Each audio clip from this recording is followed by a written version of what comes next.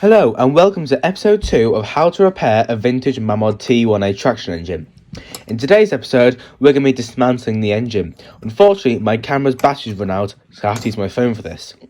The first step is to remove the components of the actual engine, and first up is the cylinder.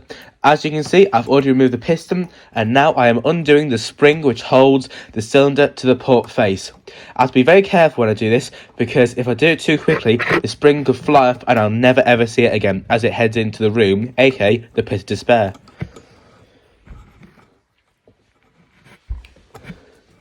What I've done here is hold the screw with pliers and twist the cylinder, and as you can see, it pops right off. So that is the actual steam part of the engine now dismantled. And now I'm going to show you what parts they are. So we've got the piston, we've got the cylinder there, we've got the reversing lever, we've got the pin and the piston, and that's the port face. Next up is the flywheel and crank assembly. So to do this, all you got to do is untwist it, and eventually it screws and comes right off. It does take quite a while, so I'm going to speed this up.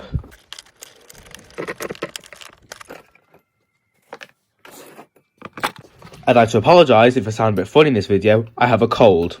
The problem with me and colds is they just tend to happen out of notice. Yesterday morning, I was perfectly fine. Yesterday evening, crikey, you would have thought I got the lurgy.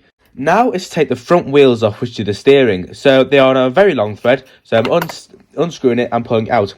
And to this point, I remember an idea of Keith Appleton's, a Mamod chopper. But then I realised it'd be unrealistic, so time to take the wheels fully off.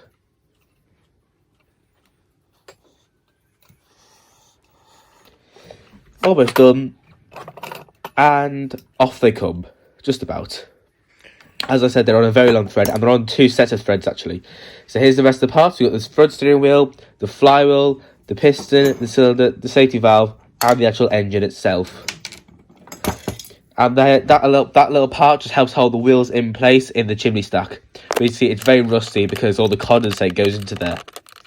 So now is the hardest bit, taking the back wheels off, and the bolt which holds it on was extremely stubborn. So I had to speed this up because I had to prise it off, and in the end, it took just a bit of elbow power to get it off. Because I tried pliers, I tried screwdrivers, I tried spanners, I tried everything, and I finally managed to get it off after quite a while. So you see here, I'm struggling with pliers, screwdrivers, you name it, anything to hand, trying to get this blooming bolt off.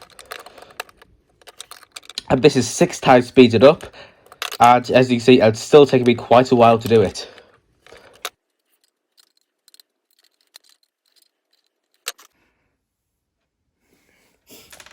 And finally, I got it off. So now I can take the back wheels off. So the back wheel just slides right off. Gets a bit stuck at the end, but it slides right off. As shown here, there goes one of the back wheels, and the shaft just slides through the firebox and back out. So now the engine is no longer mobile, it is simply a boiler. So the traction engine is now in pieces, except for the whistle, which won't come off, and this, which I haven't taken off yet. But I'll show you the pieces. So this goes on the steering mechanism, which I'll make sure to keep that safe. I'll get a box for these. This is the flywheel. This will not go back on the engine because I'm going to get a different flywheel. I'm going to get a Solos one. These are the 2 driving wheels for the back, which you can see, very rusted. Good job they aren't in the engine anymore. Steering gear.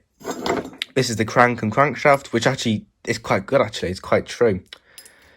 The cylinder, which once again, this is in quite a good shape, actually. The only thing I'm worried about is that bit of metal poking out there,